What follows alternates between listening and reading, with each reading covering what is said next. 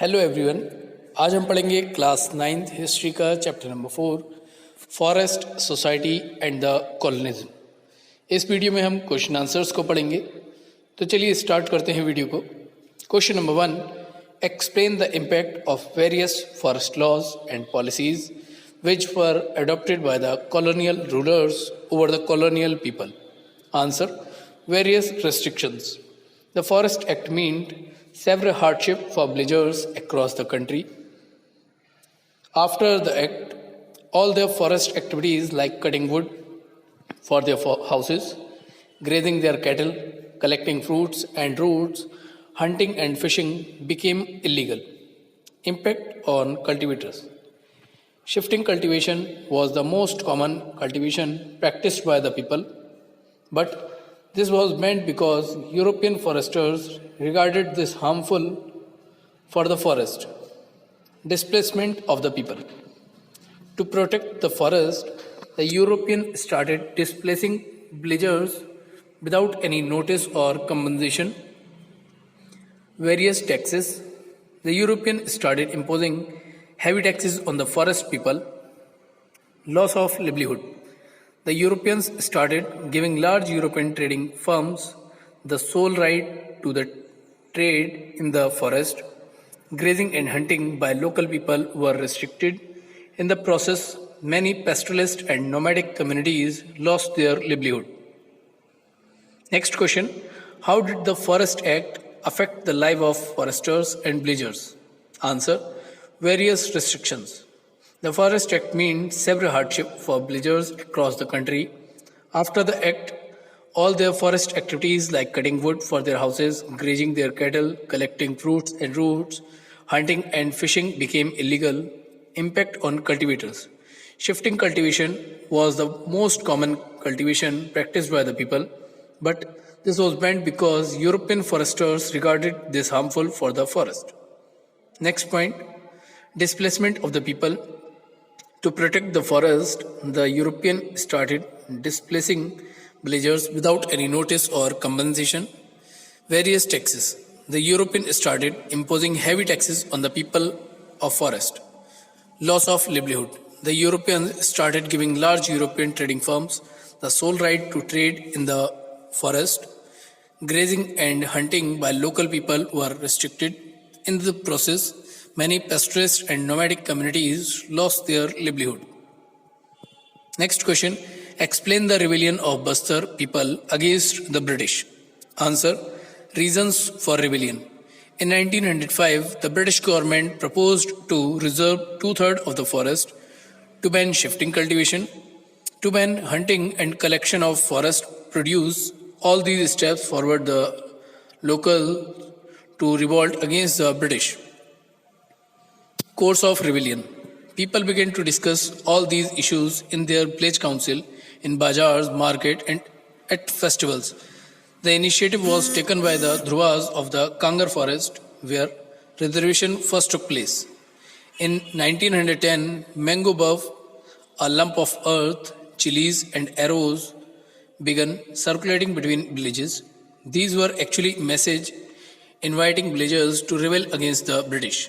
Every village contributed something to the rebellion expenses. Bazaars were looted, the houses of officials and traders, schools and police stations were burned and robbed, and grain redistributed. Most of those who were attacked were in some way associated with the colonial state and its oppressive laws. Leaders. Although there was no single leader, many people speak of Gandadhur from village Nithanar as an important figure in the movement. Suppression of the revolt. The British sent troops to suppress the rebellion. The Adivasi leaders tried to negotiate, but the British surrounded their camps and fired upon them. After that, they marched through the villages, flogging and punishing those who had taken part in the rebellion. Most villages were deserted as people fled into the jungle forest. It took 3 months, February to May, for the British to regain control. However, they never managed to capture Gundadhur. Consequences of the rebellion.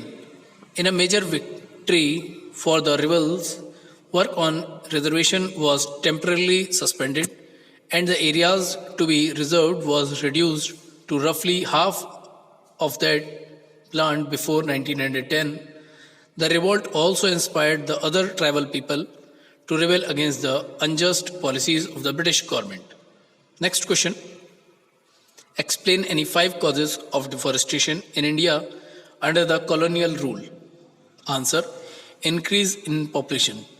As the population increased over die countries and the demand for food went up, peasants extended the boundaries of cultivation, clearing forest and breaking new land. Commercialization of agriculture. The British encouraged the production of commercial crops like jute, sugar. The demand for these crops increased in 19th century. For this, they cleared forest, unproductive forest. The colonial government thought that forests were unproductive. They cleared forest for cultivation. Introduction of railway. The spread of railway from the 1850s created a new demand.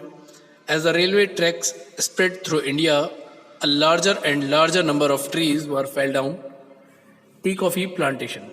Large areas of natural forest were also cleared to make way for tea, coffee, and rubber plantation to meet Europe's growing need for these commodities. The colonial government took over the forest and gave vast areas to European planters at cheap rates. These areas were enclosed and cleared of forest and planted with tea or coffee. Next question. The First World War and the Second World War had a major impact on forest. Explain the statement with 5 facts. Answer. Forests are affected by wars due to various reasons. The chief among them are the following. In the modern times, the defending armies hide themselves and their war materials under the cover of the thick forest to avoid detection. As such, the enemy forces target forest areas to capture the opposing soldiers and their war materials. Because of preoccupation of the participant countries in the war, many proposals for promoting the forest culture have to be abandoned halfway, and as such, many forests became a prey of neglect. To meet war needs, sometimes forests are cut indiscriminately, and as a result, forests vanished within no time, one after the other. Fearing the capture of forest areas by the enemy, sometimes the existing government themselves cut down the trees recklessly, destroy the sawmills, and burn huge piles of great teak logs. Such a thing happened in Indonesia when the Dutch government felt that the area under their control would fall to the Japanese. Sometimes the occupying forces recklessly cut down trees for their own war industries, as was done by the Japanese during the occupation of Indonesia in the Second World War. Finding the forest staff in difficulty during war times, some people expand their agricultural land at the cost of the forest land. Some people who were excluded from the forest areas once again tried to reoccupy their lands. Next question. How was the introduction of railway responsible for deforestation under the colonial era? Or the introduction of railway had an adverse impact on the forest. Justify by giving example. Answer. Need for sleepers. Sleepers were the basic inputs required for constructing a railway line. Each mile of a railway track required between 1700 to 2000 sleepers. To meet this demand, large number of trees were felled down. Fuel. To run locomotives, wood was needed as fuel. As the railway was being spread throughout India, more and more wood was required, which could be used as fuel. Expansion of railway tracks. From the 1860s, the railway network expanded rapidly. By 1890, about 25,500 kilometers of track had been laid. Up to 1946, the length of the tracks had increased to over 7,65,000 kilometers. As the railway track spread throughout India, a larger and larger number of trees were felled down. As early as the 1850s, in the Madras Presidency alone, 35,000 trees were being cut annually for sleepers. Contract to private individuals. The government gave out contracts to individuals to supply the required quantities. These contractors began cutting trees indiscriminately. Forest around the railway track started disappearing fast. Next question. Mention any 4 ideas of Dietrich Brandis for the management of forest in India during the British period. Answer. Brandis realized that a proper system had to be introduced to manage the forest and people had to be trained into the science of conservation. This system would need legal sanction. Rules about the use of forest resources had to be framed. Felling of trees and grazing had to be restricted so that forest could be preserved for timber production. Anybody who cut trees without following the system had to be punished. Brandis introduced scientific forestry under which natural forest had lots of different types of trees were cut down and in their place one type of trees were planted in straight rows. He set up Indian Forest Services in 1864. Next question. While people lost out in many ways after the Forest Department took control of the forest, some people benefited from the new opportunities that had opened up. Explain by giving examples. Answer. New occupation. Many communities left their traditional occupation and started trading in forest products. Employment. Before the arrival of the Europeans, the locals were dependent on nature for their livelihood. But now they started getting regular jobs. Many of them joined the forest department as worker and watchmen. Forest products. After the arrival of Europeans, the waste products of the forest also got the market value. Locals started selling latex to the traders. New class of people. With the development of industry and plantation and other economic activities, a new class of people was created which was not dependent on nature for their livelihood. Next question. Why did commercial forestry become important during the British rule? Answer. The commercial forestry became important during the British rule because by the early 19th century, oak forests in England were disappearing. This created a problem of timber supply for the Royal Navy. English ships could not be built without a regular supply of strong and durable timber, neither could imperial power be protected and maintained without ships. For above both factors, before 1850s, the commercial forestry was considered important in India. By the 1820s, search parties were sent to explore the forest resources of India. These parties gave a green signal for commercial forestry in India. Within a decade, trees were being felled on a massive scale and large quantities of timber were being exported from India. The spread of railway from the 1850s created a new demand for wood. In India, the colonial government felt that railways were essential for effective colonial internal administration, colonial trade, and for the quick movement of imperial troops. To run locomotives, wood was needed as fuel, and to lay railway lines, sleepers were also essential to hold the track together. Next question. How are forests useful for the villagers? Answer. The forest useful for the villagers as in forest areas, people use forest products, roots, leaves, fruits, and timbers. For many things, fruits and roots are nutritious and good for health, especially during the monsoons. Before the harvest has come in, herbs are used for medicine, wood for agricultural implements like yokes and plow. Bamboo makes excellent fences and is also used to make baskets and umbrellas. A dried scooped out gourd can be used as a portable water bottle. Almost everything is available in the forest. Leaves can be stitched together to make disposable plate and cups.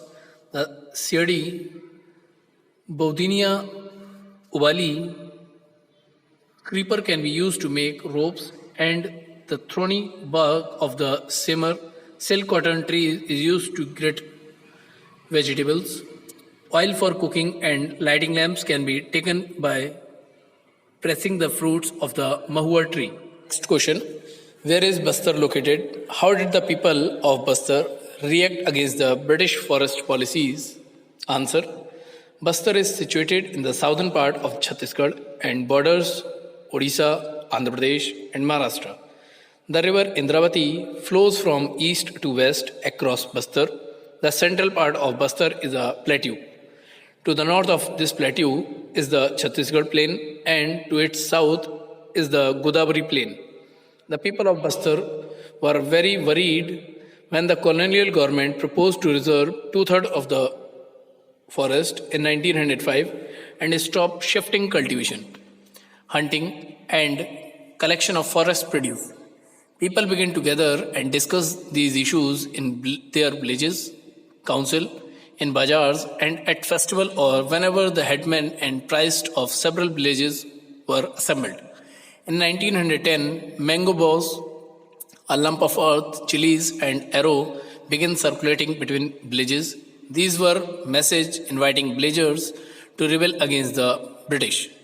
Everything contributed something to the rebellion expenses. Bazaars were looted, the houses of officials and traders, schools and police stations were burnt and robbed, and grain redistributed. Most of those who were attacked were in some way associated with the colonial state and its oppressive laws. Next question. Write a note on Dietrich Brandis. Answer. Dietrich Brandis was a German national and expert in forest development. The British invited him to India to seek his advice, and he was made the first Inspector General of Forest in India as the indiscriminate felling of trees worried the British.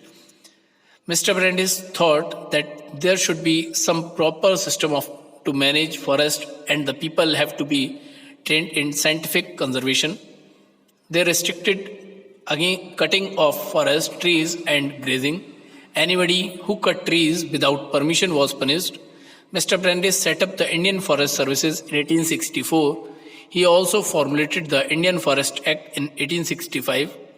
The Imperial Forest Research Institutes were set up at Dehradun in 1906. Mr. Brandis introduced the method of scientific forestry. In this method, instead of different types of trees, only one type of trees is planted.